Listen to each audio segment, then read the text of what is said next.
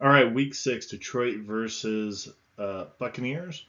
And Detroit is favored by 3 points. The model is given a little bit of mixed results here, and I'll explain in a minute. I am going to take Detroit. I had to take a few minutes to think about this one. Straight up, saying Detroit has 78% chance of winning. That directly correlates to 9.4 points per 9.4.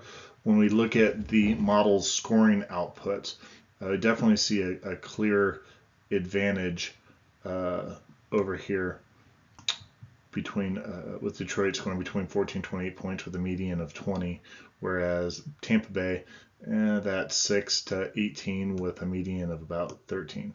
So when we come over here to the confidence intervals, that's what those are. And that again, this is taking from the model, the scores from the models. They don't overlap, and so that's why it's saying that there's a clear winner in this case.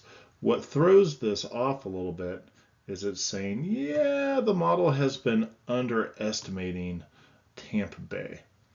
Okay, and so it says under those conditions, when the model adjusts for that, is saying that Tampa Bay might have a chance to win. And so again, and that's what the red coloring is saying that the model has been overly underestimating Tampa Bay. So with that, I encourage everyone that when you look at the numbers here, always look at the numbers that are presented here and come to your own conclusion. And oftentimes I will look at this and say, hey, I'm going to go with the Bayesian adjustment as I have for the other games. In this case here, I think I'm going to just take the raw numbers and I'm going to stick with Detroit and the 3 points.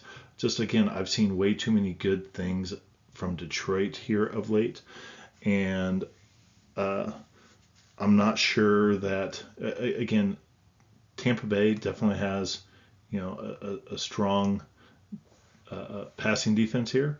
They're not too bad in the other parts of it. They do have a very poor passing game. Baker Mayfield, I know, has been playing not too bad, but I don't think he's going to win them any games. And then I've been seeing a lot of progression for Detroit, and so the model's actually been tracking that as well. That's the reason why it's showing that just the raw numbers. So again, it's saying that hey, we feel pretty confident that Detroit's going to score that 20 to 28, which again sounds about right when you look at their points. Then you look and say that's about right. It's just saying though that Tampa Bay is probably going to be close to this upper point if they play that well. And again, in this case here, I'm going to maybe I'm showing to my bias. Detroit does have a way of letting people down, but I'm going to go ahead and take Detroit in the 3. Let's look at performance charts. A couple things look at over here is you see that balanced running and passing game. Not just balanced in that they're about the same, but they're both pretty good too. That's a pretty strong running game. And then you see clearly a better passing game overall for Detroit all the way around. And then you just have an anemic running game. So if you're really having to put the bulk of your scoring on Baker Mayfield, I'm just not sure that's a really wise bet. Then when we come over here and we look at the right side, Baker Mayfield's doing a good job of not getting sacked. Probably good. He's probably getting better at getting his reads, getting the ball out of his hands pretty quick. Detroit, not too bad. A little bit more, but not too bad. I would say it's about the same. A little bit better in terms of protecting the football over here in terms of fumbles.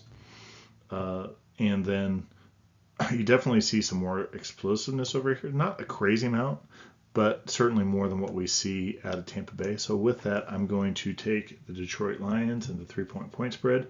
If you like what you listen to, press like and subscribe and drop me a note. Good luck with your bet.